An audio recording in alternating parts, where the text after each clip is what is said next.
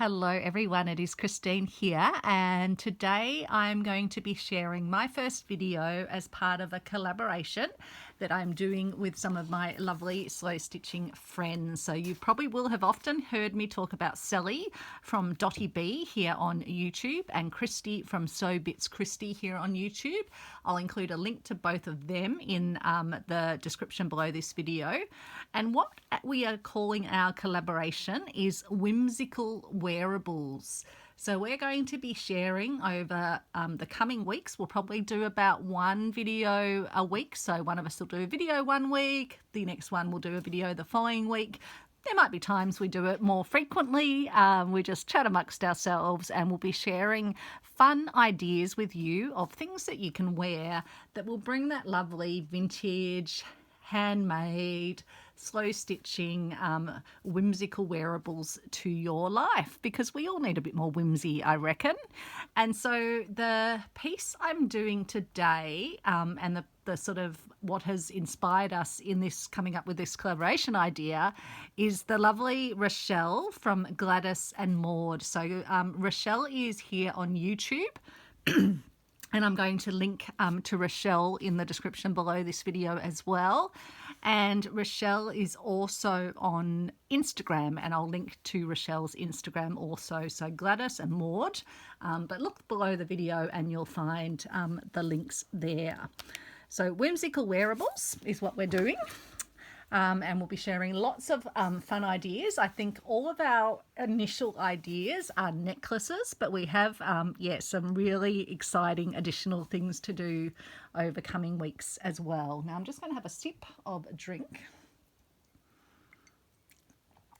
And what I'm going to be showing you today is how you can create a beautiful necklace, either using some favourite fabric. You might remember I got this recently from the lovely Lavender Lane High Tea. I think I got it as a little freebie from her, and I just thought it was absolutely gorgeous. I've actually sent some of this to Sally. Kristy's going to be going over to visit Sally in the UK, and she's taking a little pack of goodies to Sally for me. So Sally, you'll have some of that arriving with you soon.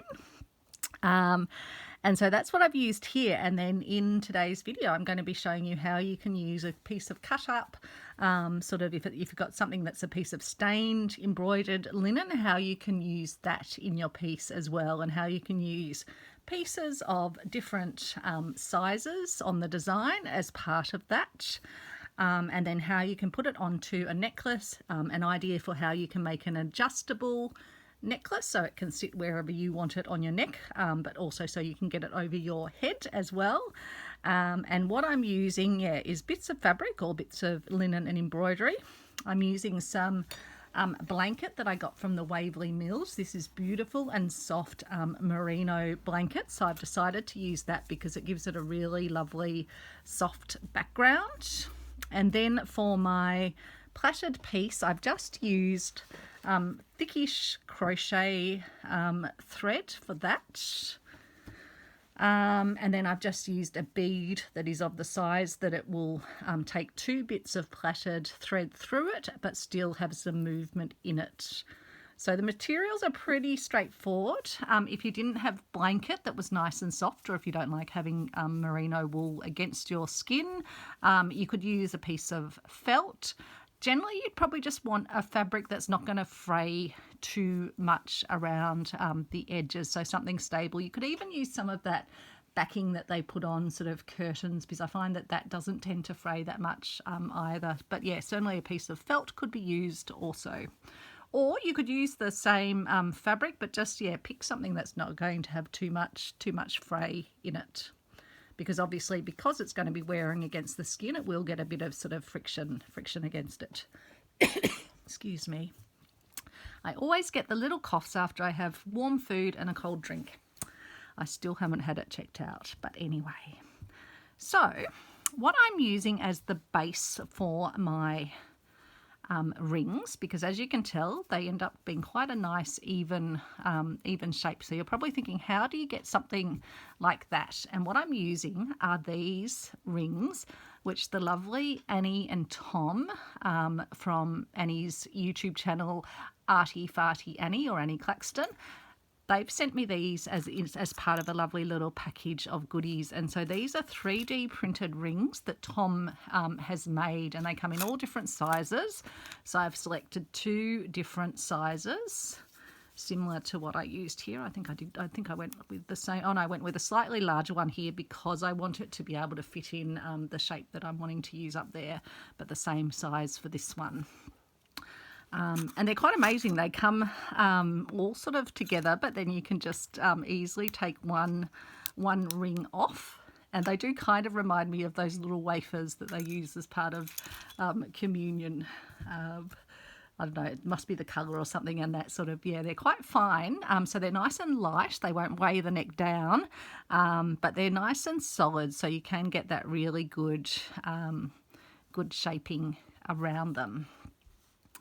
But if you don't have these, because while we've been asking Tom to make these and for Addie to pop them up for sale, I'm not sure, I don't think that has happened yet.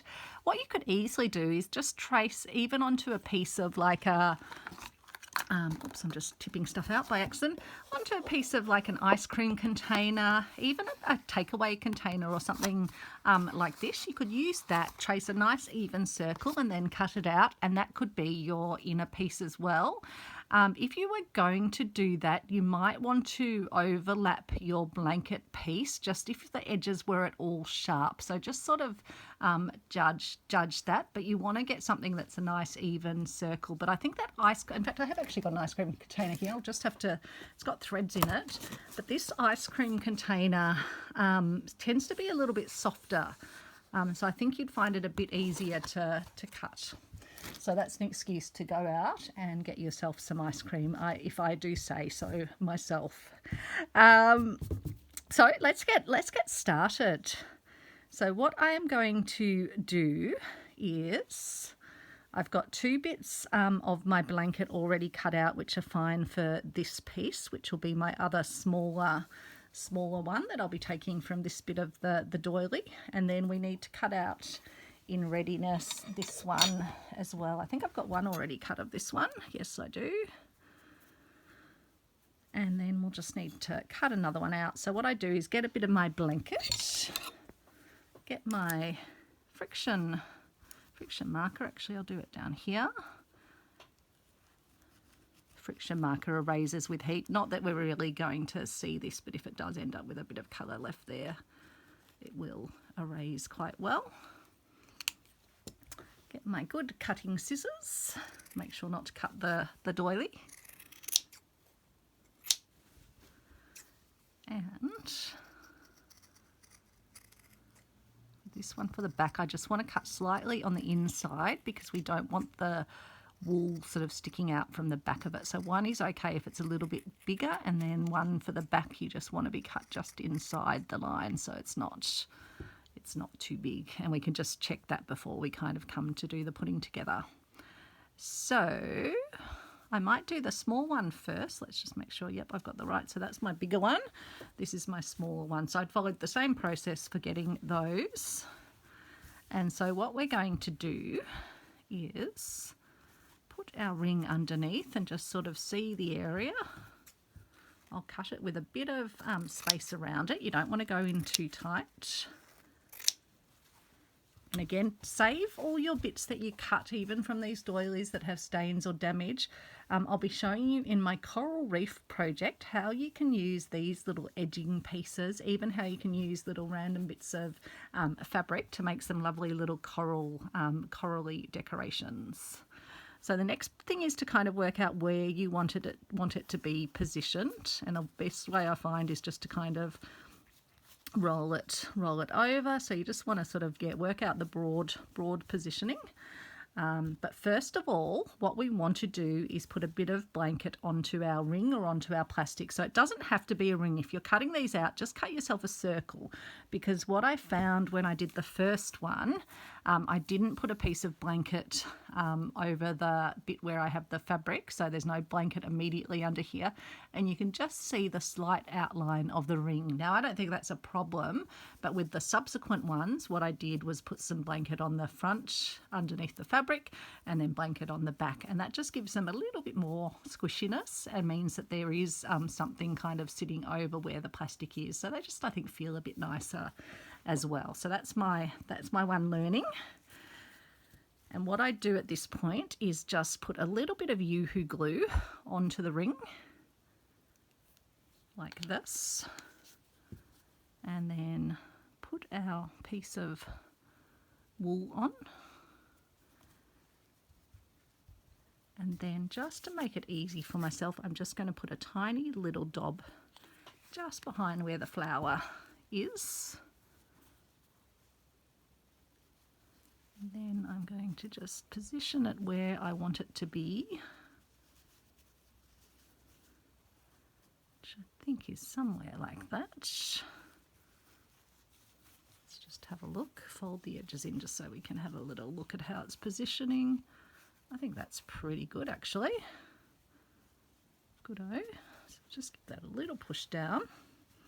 Now I can cut it around it a bit more precisely, but still leaving a very nice margin around it, because that's just going to help you with the next step.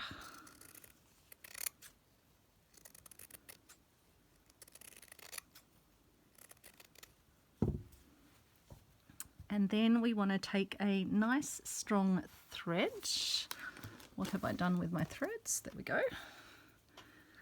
For this bit, because it's going to be covered up, you don't have to worry too much about getting a good colour match. For the next step, you probably want to have a decent colour match. There's that tickly throat again. I do think it's some sort of cold-induced asthma. But it's bizarre that just from eating hot food and having a combination of a cold drink, that's what seems to cause it. Now we're coming into cooler weather, maybe I can have a hot drink with dinner instead. So just to make my first knot stay, I'll just gently take it there, and then I'll put the thread through a second time, and just take my needle through to just make a good little strong loop there. Then what we're going to do is work across the piece, starting to anchor our edges together. And then we'll go to another side. And you could also make a Suffolk puff sort of thing at the moment and gather it in. But I find this works quite well, one, because I can just get it sort of perfectly positioned on the front and then just do these stitches and just keep doing the sort of gathering in stitches until I'm happy with how it's looking on the front.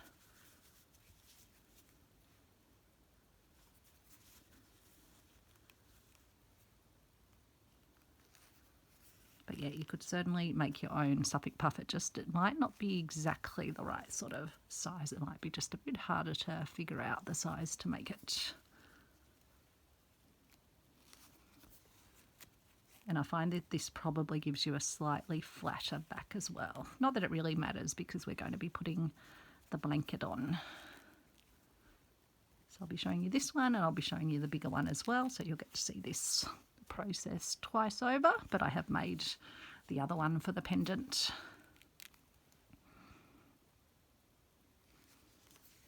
And I won't make you watch the plaiting process. I've shown plaiting in other videos, and I'm sure most people probably know how to plait, or you could use another piece of twine or something like that.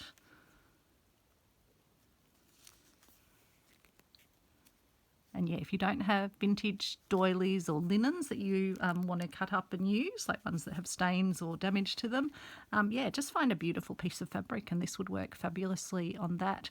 I was even having a look and thinking you could use like these Indian style embroidered ribbons would be fabulous as well, because you can actually take the stitches out from where it's folded over, and that would be a lovely size to use as well. So lots of possibilities.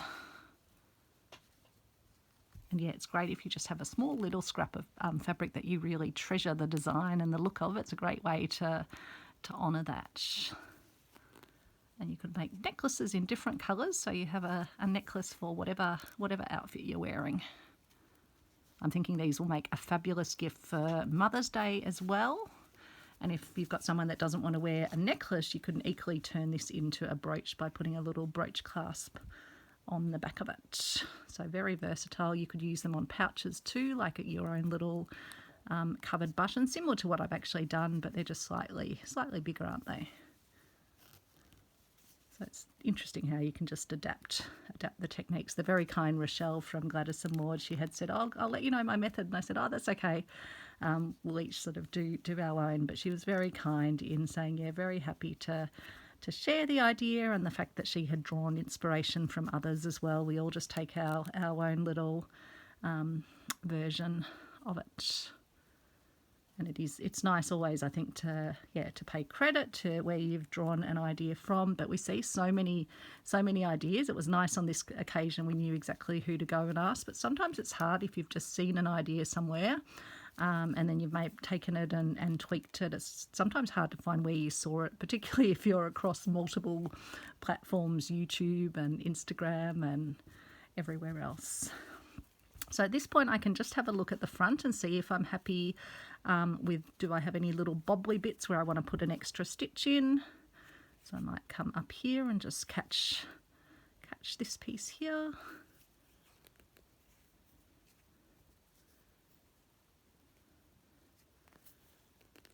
So as we were having dinner tonight, we were watching the news and hearing about the conclave that will be coming up for voting in the new Pope, and I just had to look up what the process was and was reading some history of conclaves because I was intrigued about exactly how it worked. I kind of knew the broad gist of it, and apparently there was one conclave that went on for close to 3 years, back into, I think, I don't know if it was somewhere around the 1600s or 1700s. Or maybe it was early, I can't remember the exact date, but almost 3 years they were in the conclave trying to vote for a new pope. Alex and I were joking that they must have been having a very good time, that they didn't want the voting to end. So, but it's interesting, all the tradition.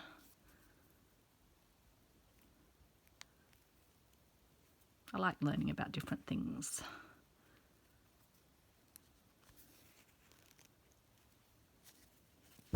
Interesting. I was listening, and I've got to go back and find out who it was, but someone was being interviewed on ABC radio as I was coming home from the park with Travis at some point on the weekend. I'll actually have to remember when it was so that I can track down the interview, and the person they were interviewing was sort of talking about all the sort of, I guess, world politics and all the division, and the sort of left and extreme right sort of agendas and things like that. And just talking about the fact that in order for society to progress and for people to be able to actually progress, the key fundamental is for people to actually feel safe. And I just thought, wow, what a powerful idea. That's the precondition, but she went on to sort of describe the physiological sort of element of it, that if people don't feel safe, it's activating that fight or flight part in their brains, and when you're in that mode, you can't actually engage in that sort of rational sense with what's happening around you. So if you're creating political agendas that create division, if you're creating a space where people don't feel safe, then you're actually fundamentally creating a space where people can't contribute in the full way that they could if they felt that they were actually safe in that space. And so, yeah, I just thought that was really, really sensible. I mean, it's kind of almost sounds too simple as I say it back to you, but I thought it was quite profound, and actually, I guess, verbalise some of the things I think as I'm watching the politics going on in the world, and even like we've got a federal election going on at the moment, and you sometimes look at the political process and just think, and again, this is not talking about sides, it's just talking about the process, and you start to think, what is it all actually doing, and how is it actually helping society to get to a better place? So that's my deep thought for the day. And yeah, if we all just found ways to make others feel safer, what would that actually look like? And I think it does. It comes back to some of what I've been talking about, like in my videos, of having a community where people feel nurtured. And if someone does do an idea, and even if it's something that you've done a year ago or something like that, be kind and be gentle with them. Be kind and generous like the lovely Rochelle, and say, yeah, sure. Have fun and make the idea. I mean, it's what I try and do in all my videos, actually create a space where you feel like you can take an idea and run with it, and I'm going to encourage you, and I'm going to be so genuinely pleased when I see someone actually make something that they've taken a little glimmer of an idea and run with it. I do find that so exciting. So I'm then going to use some of this thread for the back. And what I've done here, what I was doing while I was chatting away, is just trim this down so that it doesn't poke too much forward at the front. There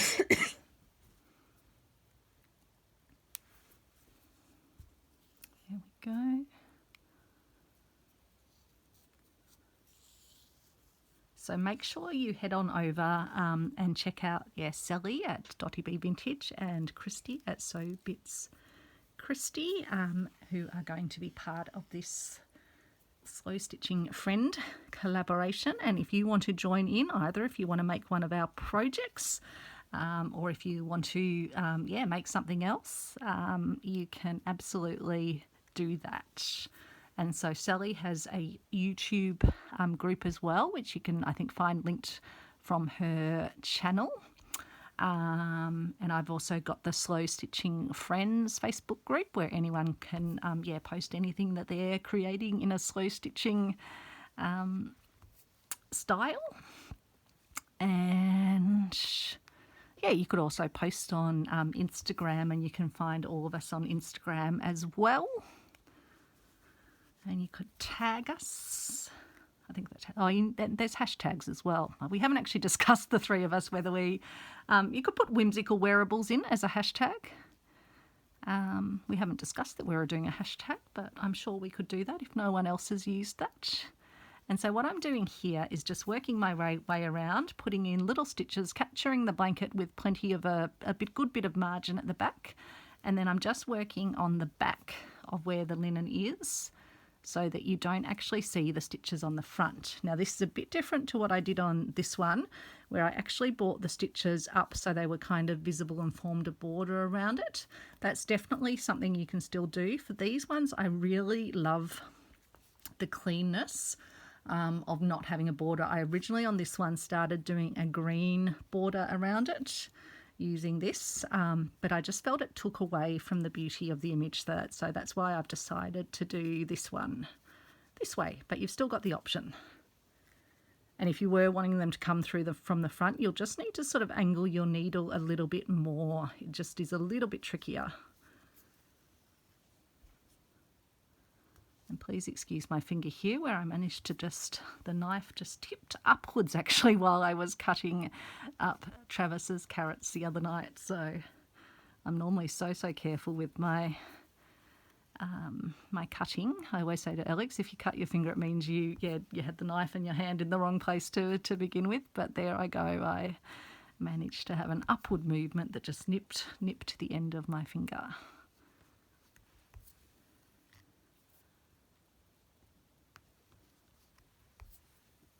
I suppose I could put a little thimble on. I got a whole... What were these in? These were in something I was unpacking the other day. Oh no, they're too big, aren't they? No, they won't fit on that finger, alas, and I don't think I've got any other thimbles handy, so you'll just have to bear with that.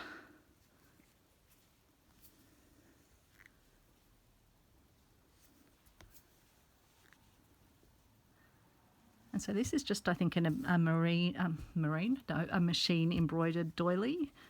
And it was one that just had some damage on the other end, so it was only part of a doily. So they're the perfect ones to use for these little scrappy projects. And the blanket I got as part of a crafter pack from Waverley Mills in Tasmania here in Australia. And as I say, it's just the most beautiful soft merino, and it's such a lovely colour, this one, with the pinks. But yeah, I'm super excited to see what Sally and Kristy are doing as their videos. I have had a tiny sneak peek of one of each of their projects, but I will be watching very keenly. And it's so nice as stitching friends to encourage each other. Now what I've done is done a knot, and in fact actually I'll do a second knot before I take it into the back. So I'm just doing a knot through with my thread and placing that at the side, and then I'm going to put my needle in and run it along so it's not coming through the front, it's just with that layer of the blanket, and then I'm going to pull it through, pull it a tiny bit tighter, and then just chop it off, and that will leave the end secured in the piece. So that's our second one done now. And I love that even though it's a machine embroidered, they are slightly different sizes, which is just fantastic. I thought they might be exactly identical, but it actually adds to the charm, I reckon. The flowers are just done slightly differently, which is interesting. Now we're going to do the same process over here. So let's just put a little bit of glue on.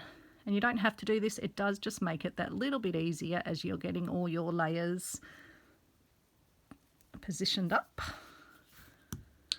And then we're going to want to have it something like that. Yep.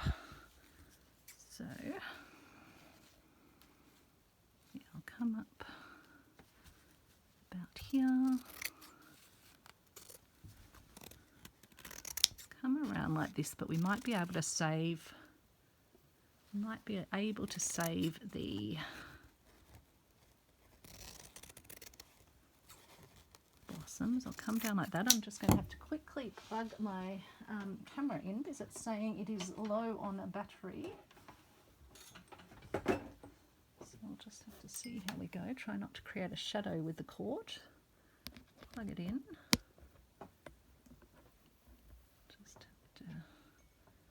Do something.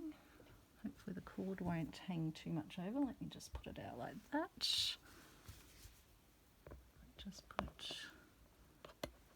The cord will hang in the way there, so we'll just have to go this way unless I can just tie my cord up a tiny bit like that maybe. Yes, that's going to work. You should see me, I've got the cord now running just in front of my nose. It's always the way. I thought I had plenty of battery charge, but I think my phone's gradually losing its oomph. This was a phone that Alex gifted me, which is very kind. It was his old phone for me to use for my YouTube filming.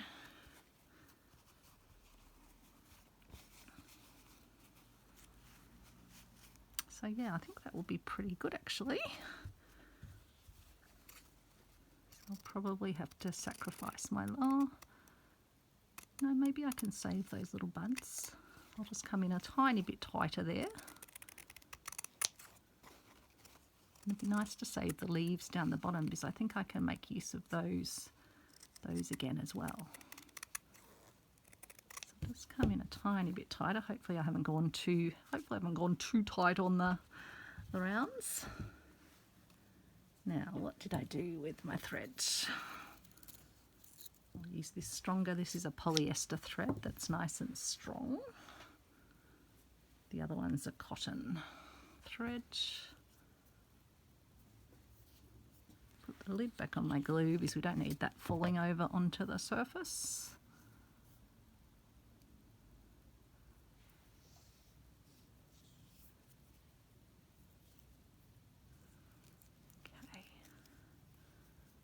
Hope I haven't been too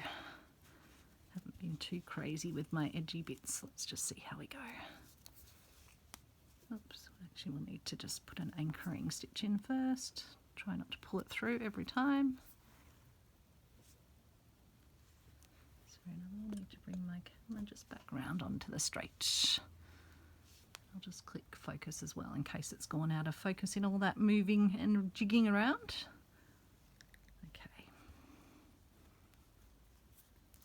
Don't poke yourself, Christine.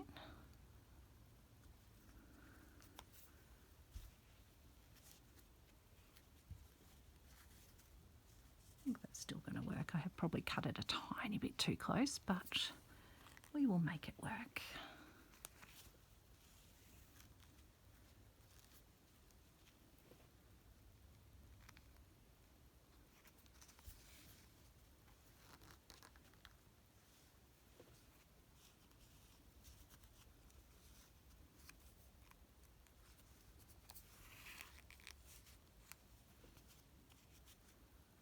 Just has to have enough that we can get these stitches in and enough to stitch the blanket onto at the end. So I think we should be okay. If we don't unthread our needle, that would be even better. So yeah, definitely don't need to have rings like this. I was also looking at we were at the hardware store on the weekend and I was looking at the washer selection. So washers that you use like for plumbing repairs, because Alex was getting some screws or something in that aisle. Oops, see, it is a little bit too tight there. I should have probably just sacrificed those other bits, but sometimes I'm just like, no, I want to save them. And I was, looking at washers. And so you could definitely use a washer. I couldn't find any quite this size. And I thought they might end up being a bit heavy, but that's just another. And they do have some plastic washery things as well. So if you had some of those, again, I probably wouldn't go out and buy them specifically for the cause. I'd probably just, find a plastic, like even a folder plastic you could use as well. Like those ones that you get with those sort of like document wallet foldery things, they might work. Or one of those binder type covers, they might work too.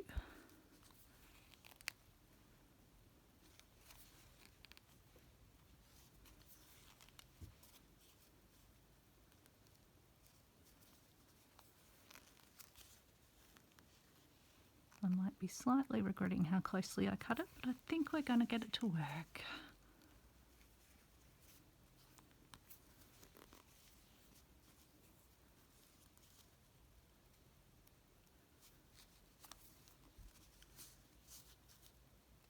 You can sort of, what I did there was you can go a bit further over, and then as you stitch it, it does sort of come in closer. Come in spinner.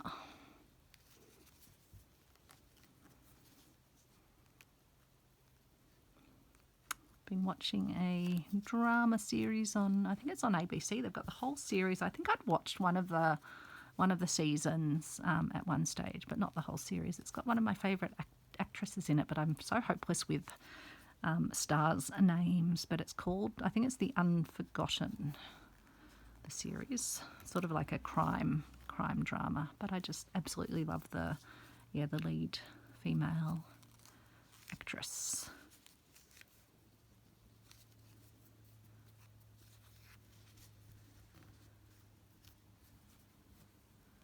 So just need to see if I need to get some more thread to finish it off. So let me just anchor this bit down.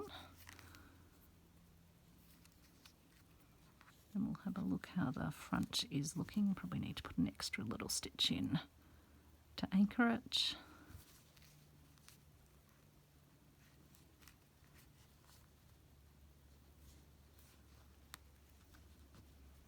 But it's only the first 3 series that favourite actress is in, and then unfortunately something happens to her. I won't go into it in case you haven't watched the series. And then exits the series. I'm not feeling as warm towards the new character that has come in the place, but we shall see. Sometimes the characters redeem themselves, don't they? So I will do a few more stitches just to get this perfectly, well, not perfectly because it's whimsical after all, but just I'd want to get rid of these little lumpy bumpy bits. And I know some people find the busy surface annoying. Other people comment that they love this particular fabric, so I compromise. Sometimes I use a plain fabric, sometimes I use the floral. I think with the white it goes okay with that. You can still see what I'm doing, I think. And again, that just goes to show you can't please everybody in this world. Some people love something, others won't, and that's okay.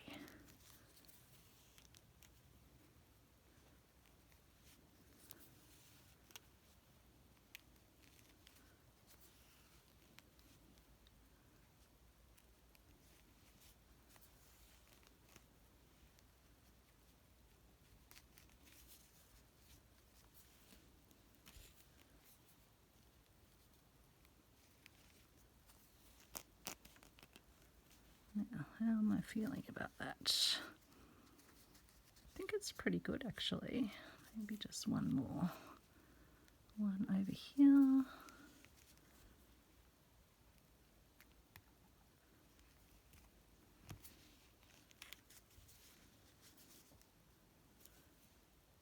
Probably mainly just down this area where it's looking a smidge more bobbly.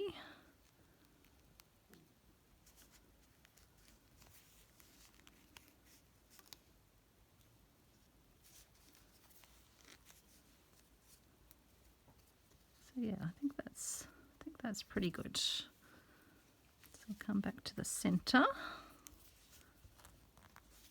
Make sure it's nice and tight, and then I'll put in a, and that's the other thing the wool helps, is it gives you something, particularly if you are cutting your piece fine like mine, which I wouldn't recommend you do. It gives you something to stitch into in the center, which if you were just using a ring, you wouldn't actually have that.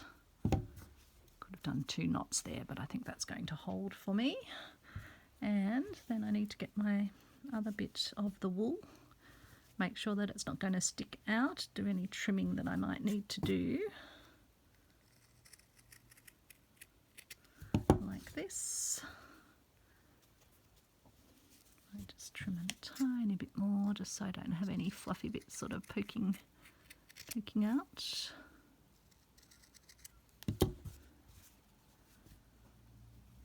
But obviously I want it to cover all of the area on the back, particularly given that I did go particularly hard or particularly tight in my cutting.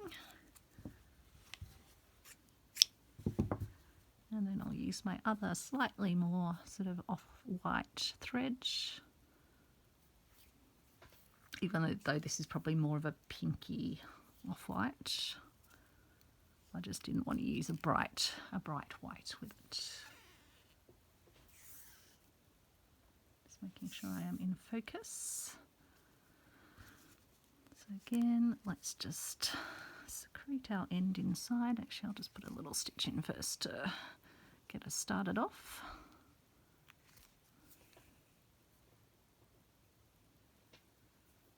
Oops, come on, stay there. It's funny, I've managed to get a little pink thread in the middle, but we'll take it out. It's just not wanting to stay, is it? No, it keeps pulling through. Let's just try again. I just want to get a knot so I've got a good securing to start.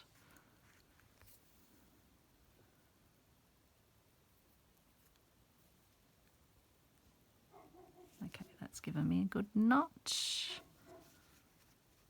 Hopefully that's not Travis talking to our next door neighbours when he hears our the boys from America who are staying next door outside. He likes to go outside and give them a woof so that he can go out and they can come out and come over and near the fence and have a chat with him. He thinks they're Travis's friends. So, but Alex is downstairs, so Alex will pop out and he'll probably have a chat with the boys. We had invited them if they wanted to come and join us for Easter, but they were going away. One of their families was coming over to visit, and the other boy went with that family as well, which was lovely. I think they went to Inverloch and Great Ocean Road.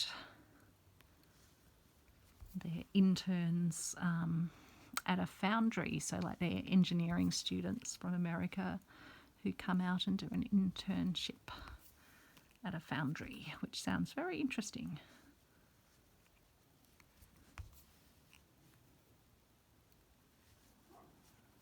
So it was my first day back at work today after being off for the Easter break, and then we had Anzac Day here on Friday, so I took off the days between Easter and then because I had Bailey visiting, which was so much fun, and then just had a few days of lovely pottering around, doing some chores and things as well, catching up on some things, but it was fabulous just to potter. And then right back into it and back into a very busy day at work, but it's okay. I knew I had this to look forward to tonight. So just being extra careful here where the fabric doesn't go that far over. I just want to make sure I get enough stitches in. And you might find if you have machine embroidery, it can be a little bit thick to stitch through. So I was just having to maneuver around that.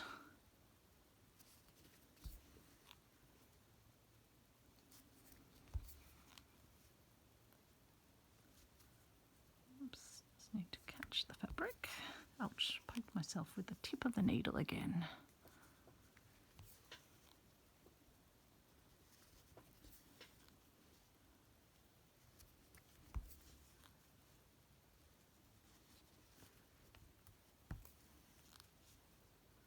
So, almost round, and then we can attach them onto the necklace, but I'll first of all show you how I use the bead as the little clasp.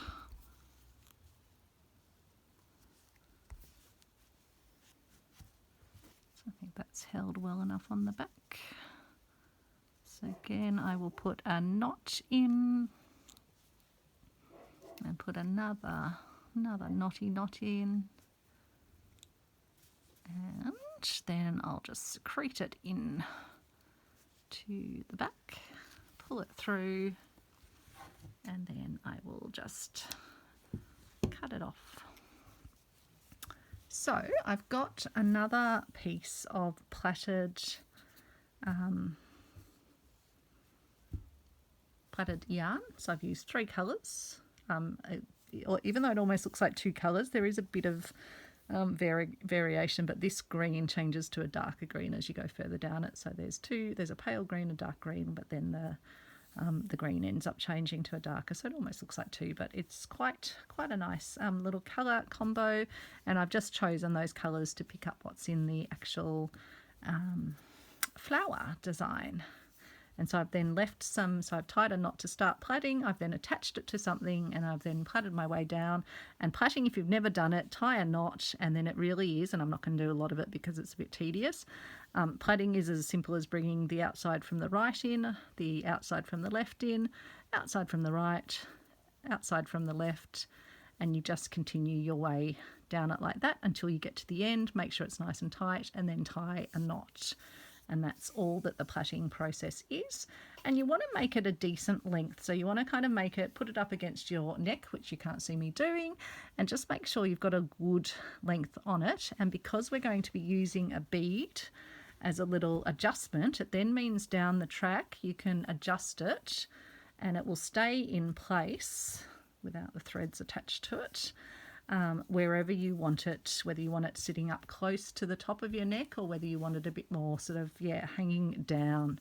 And then when we're attaching it, we're just going to attach them so that it will sit something like that. So with it, just them attached pretty much through the middle of them.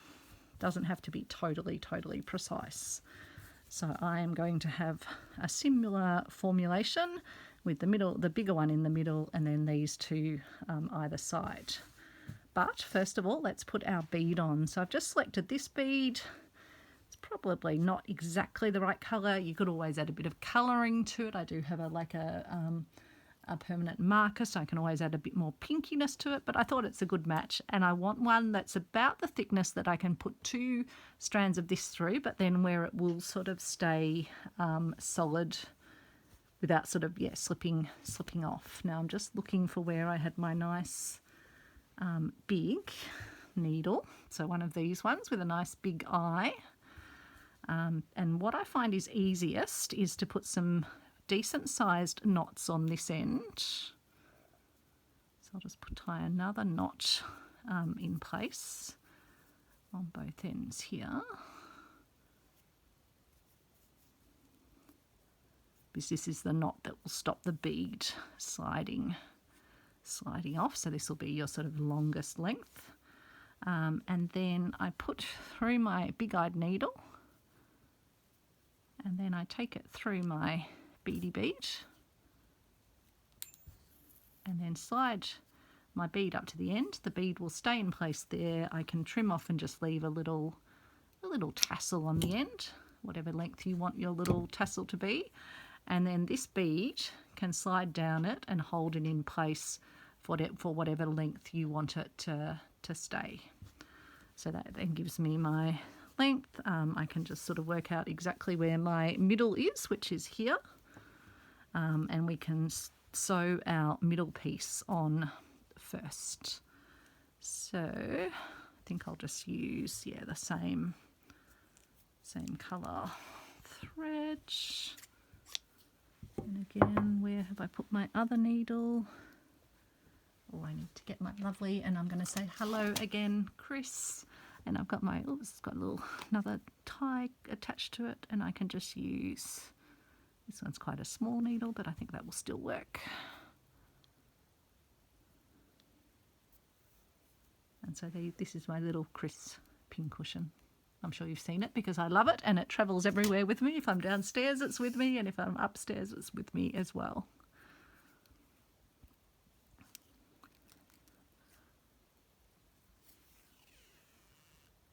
Okay, and that's sliding the knot down the needle. And then again, let's just make sure we are sort of in the middle evenly. Yes. Let's work out where we want it to sit, across about there. And in fact, I can probably, actually no, I'll just hide my knot under the middle. It won't really matter anyway. It's on the back. And I can cut off my extra endy bit.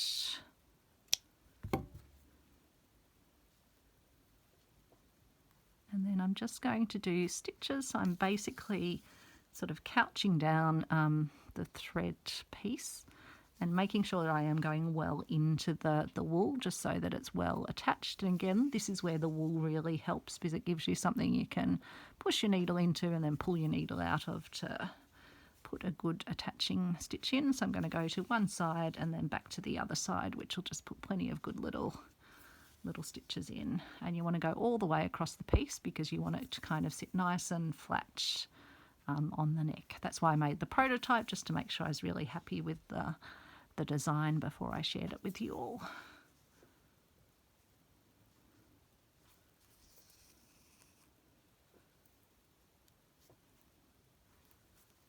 And again, thank you very much to the lovely Rochelle from Gladys and Maud. Such a sweetheart as well.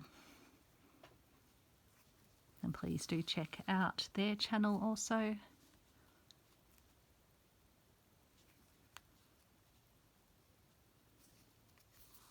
Yeah, have a think what whimsical wearables you might like to create alongside us. And keep an eye out. Go and subscribe if you haven't to Kristy and to Sally's YouTubes. Subscribing, no cost at all. And I'm sure you will enjoy all their wonderful ideas that they share. And again, they're just very good eggs. Very kind people.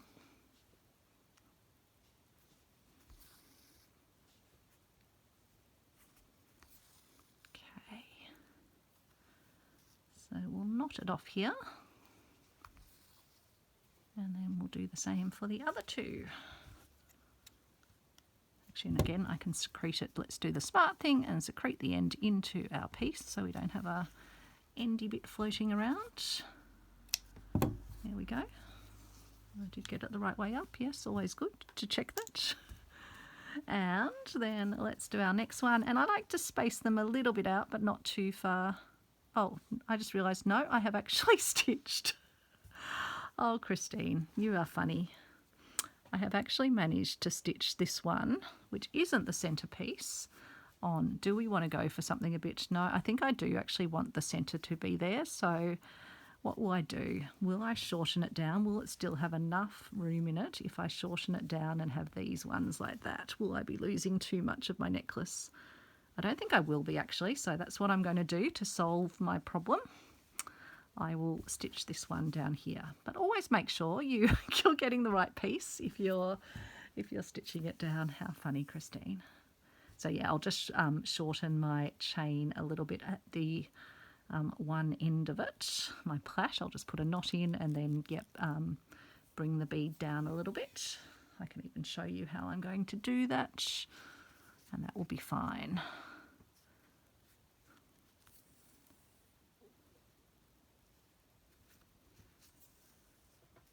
I can start over this side. Have I got it?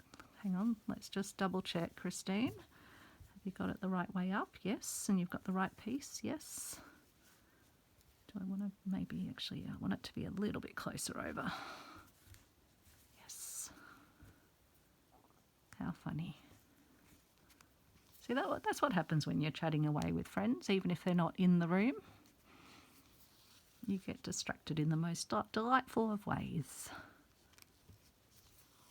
I'm sure it could happen too if I was watching and engrossing something on the TV too, or on the iPad.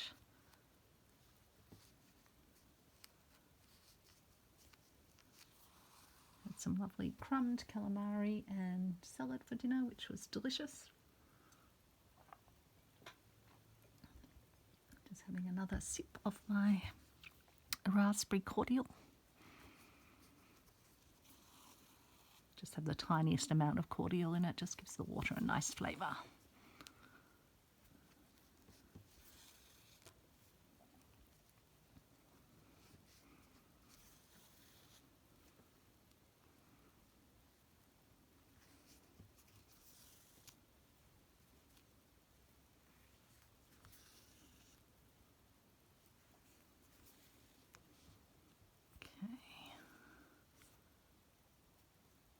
Just straighten that up a smidgeroo, not that it probably matters too much, but don't want it to be totally crooked.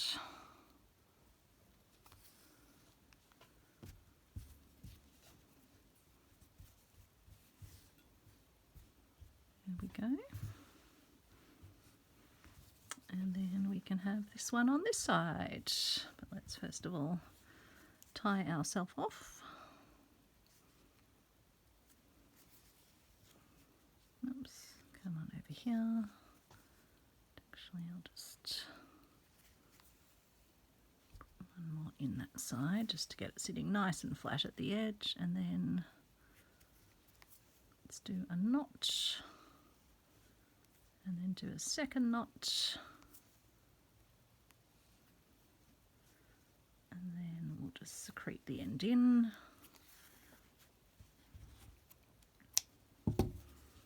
Sorry. There we go. And then we'll do the final piece.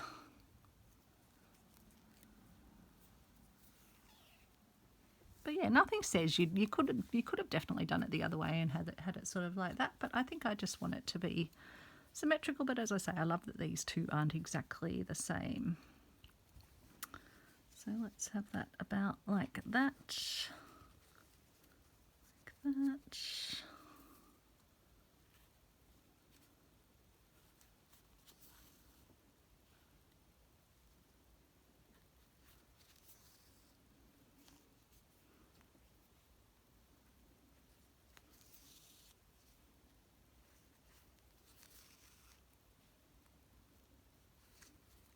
Oops, come back.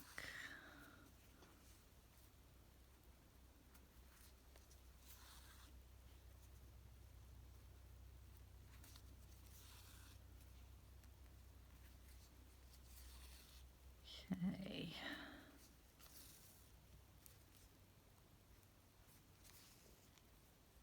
And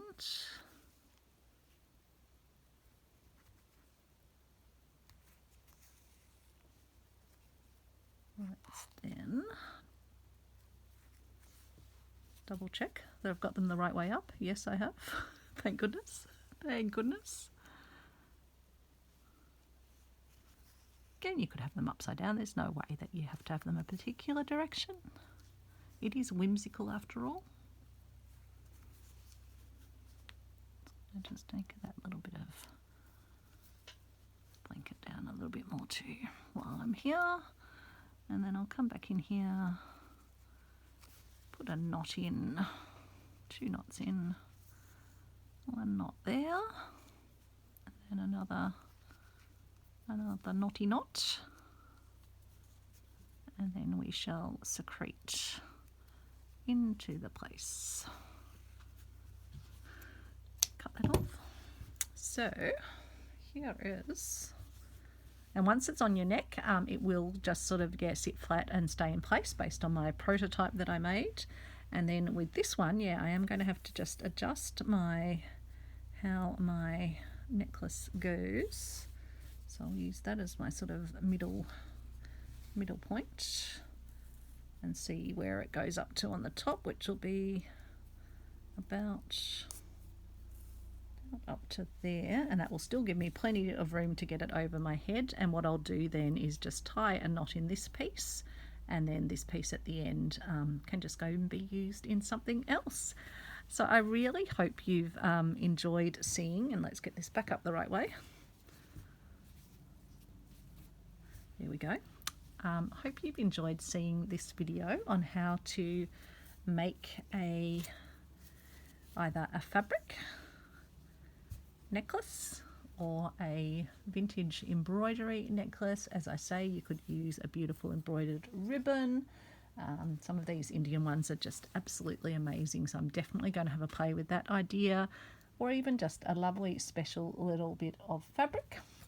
Or you could do your own embroidery, you could do your own punch needling. Just have a look at your little treasures and have a think about what you would like to profile. You could do a single pendant if that's what you wanted.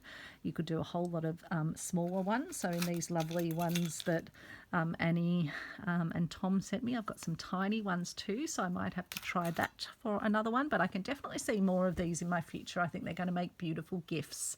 So check out my lovely friends Sally and Kristy over at DottyBeeVintage and So Bits Kristy. Check out the lovely Rochelle, and yeah, we'd love you to take part in our Whimsical Wearables collaboration. Thank you everyone. Bye.